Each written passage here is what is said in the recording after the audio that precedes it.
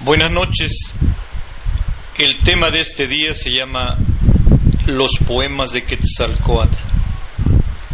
Quetzalcóatl decía de sí mismo: soy sustancia celeste, y en mí está el rocío de las nubes y el llanto de los cielos.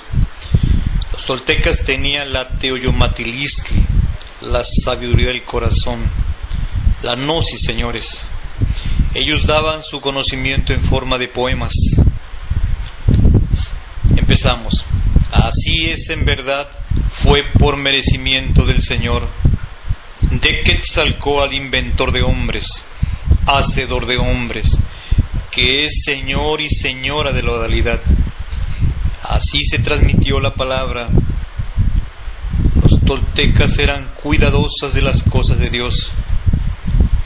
Lo tenían por único Dios, lo invocaban, le hacían súplicas, su nombre era Quetzalcóatl, y eran tan respetuosos de las cosas de Dios que todo lo que les decía el sacerdote Quetzalcóatl lo cumplían, no lo deformaban.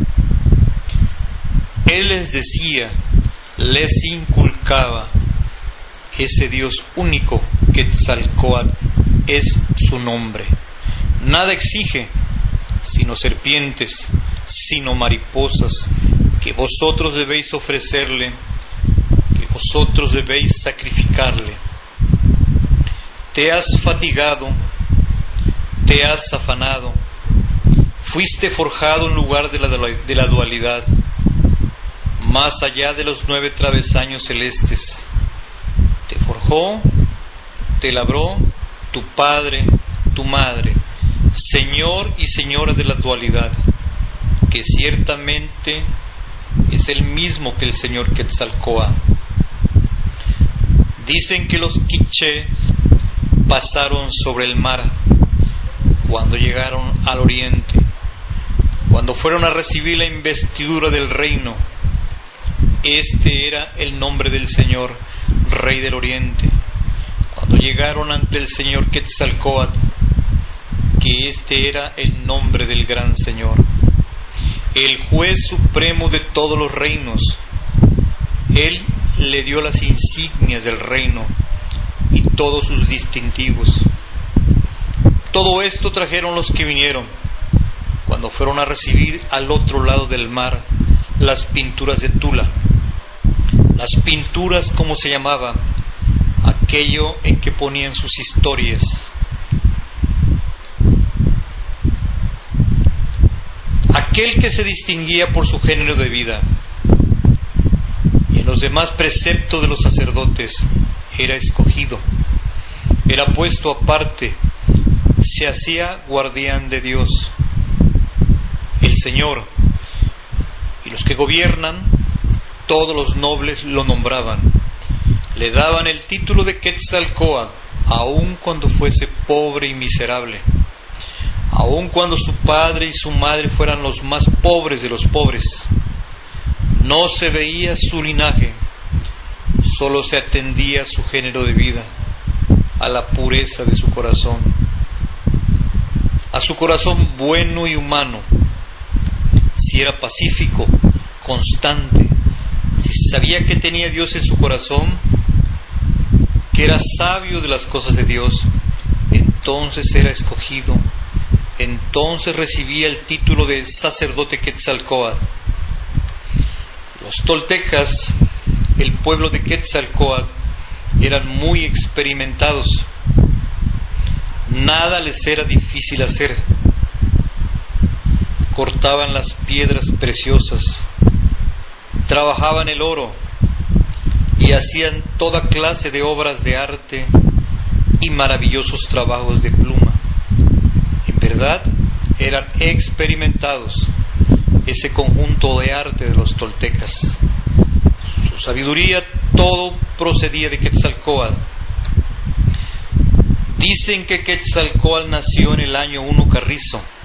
Se refiere que en él nació Quetzalcóatl, el que se llama nuestro príncipe, el sacerdote 1 Carrizo Quetzalcóatl.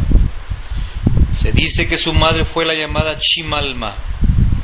Aquí se relata cómo se colocó Quetzalcóatl en el seno de su madre. Esta se tragó una piedra preciosa y quedó encinta.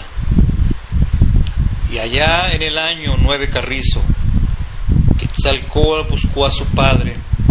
Cuando ya tenía un poco de comprensión, ya tenía 9 años de edad, dijo: ¿qué ha pasado con mi padre? ¿Puedo acaso contemplarlo? ¿Puedo mirar su rostro? Dicen que en el año Ometochtli, 2 Conejo, entonces llegó Quetzalcóatl allá a Tulancingo. Allí pasó 4 años, hizo su casa de penitencia, su casa de travesaños verdes. Allá vino a salir por Cuestlán. Por ese lugar atravesó un río, hizo para ello un puente. Se dice que todavía existe.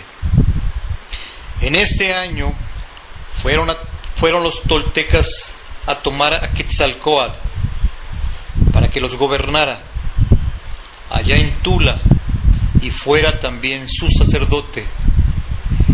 Entonces edificó Quetzalcóatl su casa de ayuno, su palacio de penitencia, el lugar donde hacía súplicas nuestro príncipe Uno Carrizo Quetzalcóatl. Edificó 4 palacios, su casa de color turquesa, su casa de coral, su casa de los caracoles y su casa de plumas de quetzal. Allí hacía súplicas, vivía en abstención y a la medianoche bajaba al río, allí donde se dice Palacio de Agua, donde estaba el lugar de su baño. Se llamaba Chipacoyán. A él lo imitaban los sacerdotes que ofrecían el fuego y también los demás sacerdotes. Quetzalcóatl invocaba al dios de la dualidad y se dice que Quetzalcóatl invocaba hacia Dios para sí mismo, a alguien que está en el interior del cielo. También invocaba a la del Fedellín de estrellas, al que hace lucir las cosas, señora de nuestra carne, señor de nuestra carne, la que dé apoyo a la tierra, el que la cubre de algodón. Hacia allá dirigía sus voces, al lugar de la dualidad, el de los 9 travesaños con que consiste el cielo. Y como se sabía, invocaba a quien allí moraba, le hacía súplicas, viviendo en meditación y retiro. Dicen y se refiere que cuando vivió allí Quetzalcóatl, muchas veces los hechiceros quisieron engañarlo para que hiciera sacrificios humanos, para que sacrificara hombres, pero él nunca quiso, porque amaba mucho a su pueblo, que eran los toltecas. Su sacrificio era solo de serpientes, pájaros, mariposas que él sacrificaba, y se refiere que con esto enojó a los hechiceros, de manera que estos empezaron a encarnecerlo, a burlarse de él. Decían los hechiceros que querían afligir a Quetzalcóatl para que éste al fin se fuera, como en verdad sucedió. Quetzalcóatl abandona. Muchos portentos hicieron los hechiceros en contra de los toltecas para destruir a Tula. Cuando eso sucedió, Quetzalcóatl se turbó. Quetzalcóatl se entristeció. Determinó dentro de sí que habría que marcharse, que habría de abandonar su ciudad Tula. Así lo dispuso. Dicen que a todo le prendió fuego, a su casa de oro, a su casa de coral, las obras de arte tolteca, las obras maravillosas y preciosas, todo lo enterró. Marchó entonces en dirección del mar. Cuando llegó Quetzalcóatl a la orilla del agua, hizo una balsa de serpientes, Cuando ésta quedó hecha, se colocó en ella, como si fuera su casa el agua.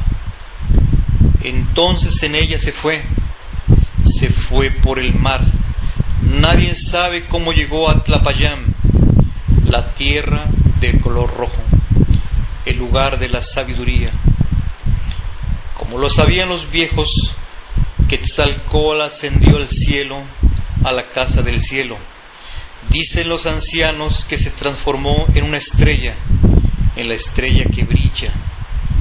Así hablaban los viejos de tiempos antiguos. En verdad, vive el mismo Quetzalcóatl, no ha muerto aún. Una vez más habrá de volver, habrá de venir a reinar. Muchas gracias.